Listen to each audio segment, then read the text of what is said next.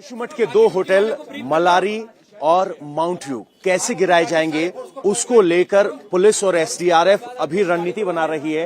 SDRF की team और police की टीम यहां मौजूद है और अब ब्रीफिंग में बताया गया है कि जो भी मजदूर अंदर जाएगा वो एक सेफ्टी रोप से बंधा होगा और पूरी सेफ्टी का ध्यान रखते हुए इस होटल को, इन दो होटल को गिराया जाएगा। सबसे बड़ी बात यह है कि एसडीआरएफ के जवान मजदूरों की सुरक्षा के लिए तैनात रहेंगे और पूरे प्रोसेस पर नजर रखेंगे। होटल को गिराने की जिम्मेदारी पीडब्ल्यूडी की होगी और उसके मजदूरों की होगी। जोशीमठ के लिए टाइम बॉम्ब बने दो होटल माउंट मलारी और माउंट व्यू दोनों को ही अब गिराने के आदेश दे दिए गए हैं और आज इस आदेश पर अमल शुरू होगा।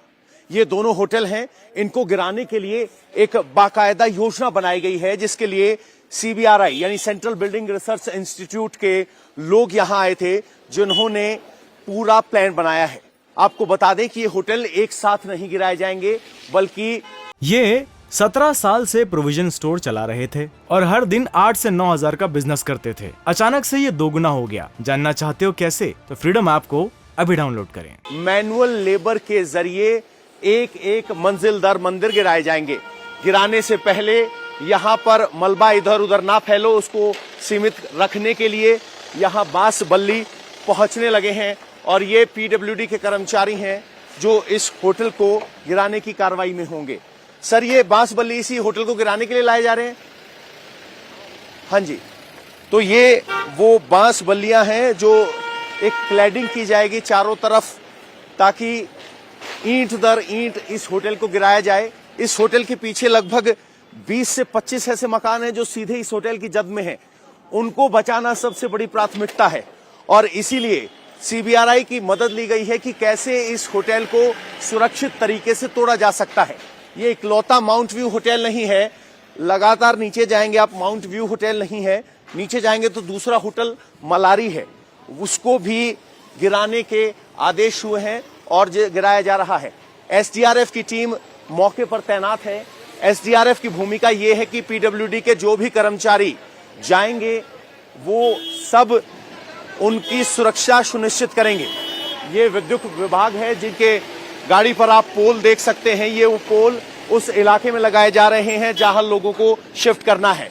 मौके पर एनडीआरएफ भी पहुंच गई है क्योंकि अगर इस होटल को गिराया जाता है और कोई आपदा की स्थिति पैदा होती है तो एनडीआरएफ मौके पर तैनात रहेगी जो एक्शन लेगी। ये वो मलारी होटल है जिस पर लाल निशान लगाया गया था, सामान हटा लिया गया है, अब इसको भी तोड़ा जाएगा।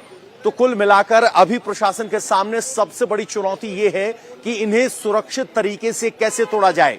सुरक्षा आसपास के घरों की, सुरक्षा उन मजदूरों की जो इसे तोड़ने के लिए अंदर जाएंगे क्योंकि ये बिल्डिंग असुरक्षित है, रहने लायक नहीं है, इनको तोड़ा जाना है। तो कैसे तोड़ा जाए, ये सबसे बड़ी चुनौती है।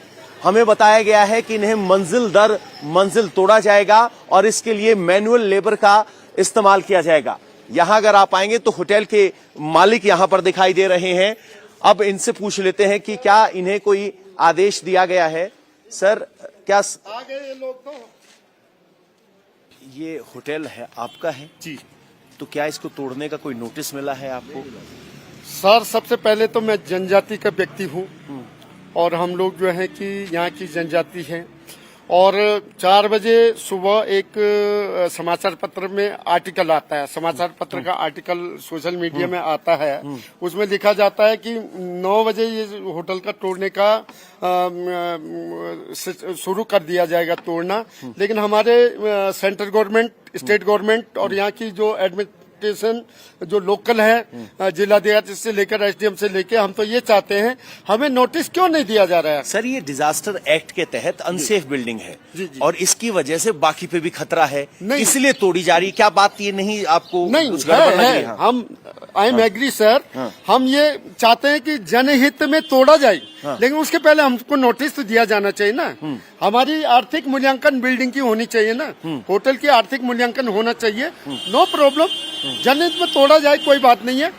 लेकिन अभी आप कह रहे हैं मूल्यांकन नहीं हुआ है। जी जी जी जी। तो ये अंकल जी हैं, होटल के मालिक हैं, कह रहे हैं कि अभी होटल का मूल्यांकन नहीं हुआ है, नोटिस नहीं दिया गया है। लेकिन आपको बता दें, डिजास्टर मैनेजमेंट एक्ट के तहत इस बिल्डिंग को अनसेफ डिक्लेयर किया गया है और लोगों की सुरक्षा को देखते हुए इसे तोड़े जाने का आदेश हुआ है। क्या गजब का कंट्रास्ट है ना, एक तरफ ब्लास्ट कर करके सुरंगें बनाई जाती हैं, सड़कें बनाई जाती हैं और वहीं पर रहने वाले रहवासियों की इमारतों को अब कहीं कोई बहुत नुकसान आसपास की इमारतों को ना हो जाए या पहाड़ों को ना हो जाए, उसके लिए शारीरिक श्रम का इस्तेमाल किया जा रहा है। बहरहाल पवन नारा हमारे साथ ग्राउंड जीरो से मौजूद है, लगातार वो जोशीमठ के अलग अलग इलाकों में पहुंचकर वहां की स्थिति इंडिया टीवी के दर्शकों तक पहुंचा रहे हैं। आज कितने घरों को या कितने मकानों को गिराया जाएगा और इसके लिए क्या प्रक्रिया अपनाई जाएगी? पवन। मीनाक्षी, सबसे पहले मैं आपको बताना चाहूंगा कि प्रशासन के लिए सबसे पहले इन 2 होटलों को गिराना प्राथमिकता है। बाकी घरों को गिराने का एक प्रोसेस तो है, लेकिन उस पर पहली एक्शन नहीं होगा तो कम से कम जो घरों के मालिक हैं, जिन्होंने अपना सामान घरों में छोड़ा हुआ है, वो इंडिया टीवी देखकर सुनिश्चित हो सकते हैं कि प्रशासन की पहली प्राथमिकता इन 2 होटल्स को गिराना है। वो क्यों जरूरी है वो आपको बता देते हैं, क्योंकि ये दोनों ही होटल जमीन से 3-3, 4-4 और 5-5 मंजिल हैं। तो इसकी वजह से इन होटल जब गिरेंगे तो इनकी जद में 25 से 30 मकान इन होटलों के पीछे हैं। उनको बचाने के लिए इन होटलों को गिराया जाना जरूरी है और उस वक्त का इंतजार नहीं किया जा सकता जब ये होटल अपने वजन और ढलाव की वजह से अपने आप गिर जाए। उसकी कार्रवाई शुरू हो गई है। अभी बिजली का कनेक्शन काटने के लिए एक लेबर ऊपर चढ़ी, उसने इन दोनों होटल्स की बिजली काट दी है। होटलों को खाली कर लिया गया है। एसडीआरएफ मौके पर मौजूद है। तो फिलहाल सरकार के लिए प्रायोरिटी ये 2 होटल हैं। लेकिन पवन, आपकी लगातार जो रिपोर्ट्स आप वहां से भेज रहे हैं उससे तो ये समझ में आता है कि केवल ये 2 होटल नहीं, ऐसे बहुत सारे मकानों को चिन्हित किया गया है जिसे एक एक करके गिराना है। लेकिन स्थानीय लोगों के लिए ये कोई एकमात्र सॉल्यूशन नहीं है। उन लोगों को आसरा चाहिए, वो कैसे होगा? 673 परिवार ऐसे आइडेंटिफाई किए गए हैं जो किसी अनसेफ स्ट्रक्चर में रहते हैं। उनमें से 603 में से 83 परिवारों को नगर निगम, इंटर कॉलेज, गुरुद्वारा और कुछ होटल के कमरों में शिफ्ट किया गया है। बाकी लोगों को शिफ्ट करने के लिए सेफ लोकेशन की तलाश की जा रही है और अब जो 673 मकान हम बता रहे हैं उनकी भी ग्रेडिंग की जा रही है कि कौन सा ऐसा मकान है जो बिल्कुल असुरक्षित है और किस में हल्की दरारें हैं। ये भी एक डायनेमिक प्रोसेस है क्योंकि वक्त के साथ दरारें बढ़ती जा रही हैं। तो जो कम दरार वाला मकान है, पता चलता है वो अगले दिन गंभीर दरार वाला मकान बदल जाता है। तो बहुत बदलती हुई स्थिति है और प्रशासन के सामने उन सब लोगों के लिए छत मुहैया कराना बहुत बड़ी चुनौती। जितने विशेषज्ञों से पवन आपकी वहां पर बात हो रही है, उनका क्या कहना है? क्योंकि आपकी एक और रिपोर्ट में देख रही थी, उसमें आप ये बताया था कि मौसम बदल रहा है और अगर बारिश हो जाती है तो लैंडस्लाइड का खतरा होगा और पहाड़ी इलाके तो वैसे भी हर कुछ सालों में धीरे धीरे करके ही सही लेकिन अपनी ज्योग्राफी को बदलते हैं। विशेषज्ञ क्या कह रहे हैं? ये स्थायी समाधान क्या है जोशीमठ के लोगों के लिए? बिल्कुल मीनाक्षी, मैं आपको बताऊं उससे पहले आपको जरा मैं मौसम का हाल दिखा देता हूं। कल हमने बताया था किस तरह से यहां बादल छा गए। आज राहत की बात यह है कि बादल कुछ साफ है, आसमान साफ है, धूप स्पष्ट है, तो लोगों ने राहत ली है। जहां तक विशेषज्ञों की बात है तो मेरे कैमरामैन को कहूंगा नीचे की तस्वीरें दिखाते रहें। विशेषज्ञों का यह मानना है कि जोशीमठ का पहाड़ ग्लेशियर के रेजिड्यू पर बसा हुआ पहाड़ है, मतलब बोल्डर्स और मलबे के ऊपर बसा हुआ शहर है जो चट्टान आधारित नहीं है, जो 1973 से लगातार नीचे दरक रहा है। बहुत से ऐसे पोस्टर आपको सड़क पर होंगे जिसमें कहा गया है कि पहाड़ नीचे दरक रहा है, सावधानी से चलें, और वो पोस्टर 20-25 साल पहले बोर्ड पर लिखा गया था, वो भी आज मौजूद है।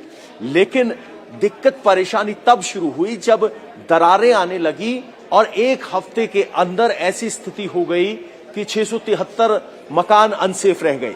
अब जरा देखिए, यहां एसडीआरएफ अपनी कमान ले चुकी है, तैयार खड़ी है। अधिकारी मौके पर पहुंचे हुए हैं, मुआयना कर रहे हैं कि कैसे इस डिमोलिशन प्रोसेस को आगे बढ़ाया जाए। वहां पुलिस की तरफ से पब्लिक अनाउंसमेंट किया जा रहा है। तस्वीरें लगातार पवन नारा हम तक पहुंचा रहे हैं और जो विशेषज्ञों की राय आप पवन बता रहे थे, कई विशेषज्ञों से जब हम चर्चा करते हैं तो ये कहते हैं कि ये जितने इलाके हैं, पहाड़ जो है अपना कद बदलते हैं, पहाड़ी नदियां अपना रास्ता बदलती हैं और फिर उन्हीं के किनारे किनारे धीरे धीरे इंसानी सभ्यता बसती चली जाती है। लेकिन इन सभ्यताओं को बसाने के चक्कर में आज हम देख रहे हैं जोशीमठ में इतनी मंजिला मकान बने हुए हैं, होटल बने हुए हैं, आसपास सड़कों का जाल बिछाया जा रहा है, सुरंगें बनाई जा रही हैं। क्या विशेषज्ञों का ये मानना है कि ये सब भी कारण हो सकता है इन दरारों का? देखिए, जो इकोलॉजिस्ट हैं, पर्यावरणविद हैं, वो मानकर चल रहे हैं कि जिस तरह से छोटी छोटी ट्रिब्यूटरीज जिनसे मिलकर गंगा बनती है, उन पर जो बांध बनाए जा रहे हैं उसकी यहाँ की इकोलॉजी को खतरा हो रहा है। लेकिन कल एनटीपीसी के यहाँ के प्रोजेक्ट जीएम से मैंने बात की, उनकी तरफ से बताया गया कि जो लोग शंका जता रहे हैं कि एक सुरंग खोदी जा रही थी जिसमें एक टनल बोरिंग मशीन फंसी है, उसकी वजह से ये आपदा आई है। उन्होंने बताया कि ये इस जोशीमठ शहर की अलाइनमेंट से 2.5 किलोमीटर दूर वो टनल जा रही है और वो टनल ब्लास्टिंग के जरिए नहीं बल्कि टनल बोरिंग मशीन जिसमें एक ड्रिलिंग रिल चलती है उसके आधार पर तोड़ी जा रही है। तो एनटीपीसी की तरफ से कहा जा रहा है कि उनकी वजह से भूस्खलन नहीं हुआ है, लेकिन के करीब आ गए और टिल्ट कर गए एक दूसरे पर। इनका डिमोलिश करना इसलिए ज़रूरी है क्योंकि इनके नीचे भी कई घर हैं और कई होटल हैं। तो ये अगर ये और सिंक करता है और कहीं ज़्यादा सिंक कर गया तो ये होटल कभी भी गिर सकता है। इसलिए एक्सपर्ट की टीम ने ये डिसाइड किया कि इसको डिमोलिश किया जाए। तो सीबीआरआई के एक्सपर्ट आ रहे हैं, उन्होंने कल इसका सर्वे भी कर लिया था। अभी कुछ और टेक्निकल जानकारी इसके बारे में और वो देंगे कि किस तरीके से हम इसको डिमोलिश करेंगे। धन्यवाद। तो डिमोलिश कैसे किया जाएगा, आप एनडीआरएफ के अधिकारी को सुन रहे थे। पवन लगातार हमारे साथ जुड़े हुए हैं। विशेषज्ञों की राय आपने बताई। पवन, एक बार फिर से आप तस्वीरों के जरिए बताएं कि ये जो होटल माउंट व्यू हम देख रहे हैं और एक और इमारत जिसका आप जिक्र कर रहे हैं, कैसे इन्हें गिराया जाएगा, ये जरा विस्तार से समझाएं। बिल्कुल, अगर आपको मैं तस्वीरें लूं तो आपको हमें यहां से थोड़ा सा लोकेशन चेंज करना पड़ेगा। आप जरा आइए तो आपको समझना बेहतर हो जाएगा। ये माउंट व्यू होटल है। आपको सड़क से भले ही इसकी 2 मंजिल दिखाई दे रही हों, लेकिन ये सड़क का पुश्ता काफी ऊंचा है और इसके नीचे 3 मंजिल है। अब 5 मंजिल का ये विशालकाय होटल है जिसमें दरारें आ गई हैं और दरारें आने की वजह से इसका पूरा स्ट्रक्चर अनसेफ हो गया है। ये लगभग सड़क से 1.5 से 2 फीट ढल गया है या कहें झुक गया है। इस रेलिंग को देखिए, ये रेलिंग पहले इस होटल के शटर से जुड़ी हुई थी जो अब 1.5 से 2 फीट पीछे जा चुकी है। यानी इसके झुकाव को आप आसानी से समझ सकते हैं। मैं आपको थोड़ा आगे लेकर चलता हूं ताकि आपको ये स्थिति समझाने में हमें ये 17 साल से प्रोविजन स्टोर चला रहे थे और हर दिन 8 से 9 हजार का बिजनेस करते थे। अचानक से ये दोगुना हो गया। जानना चाहते हो कैसे? तो फ्रीडम ऐप को अभी डाउनलोड करें। आसान हो कि इस होटल का असर कितने घरों पर होने वाला है। अब यहां से अगर आप देखेंगे तो वो 2 मंजिल का होटल 5 मंजिल का हो जाता है और यहां से इसके नीचे 25 मकान है। ये 25 मकान अब इस होटल की जद में है। अगर ये होटल गिरता है तो इन 25 मकानों पर खतरा है। इन लोगों के घरों में कोई दरार नहीं है, लेकिन ये होटल अपने आप में टाइम बॉम्ब है। इसीलिए इसको हटाया और गिराया जाना जरूरी है। फिलहाल यहां लोगों ने अपने मकान खाली कर दिए हैं, लेकिन ये होटल अभी भी खतरा बना हुआ है। इसको गिराने के लिए बल्लियां आ गई हैं। पहले इस बिल्डिंग की क्लैडिंग की जाएगी, यानी बल्लियों से इसे घेरा जाएगा। फिर सेफ्टी हार्नेस के साथ पीडब्ल्यूडी के कर्मचारी अंदर जाएंगे और ईंट दर ईंट इसे गिराया जाएगा। इंडिया टीवी हर वक्त हर जगह डाउनलोड करने के लिए सर्च करें India TV news Google play store या ऐप स्टोर पर।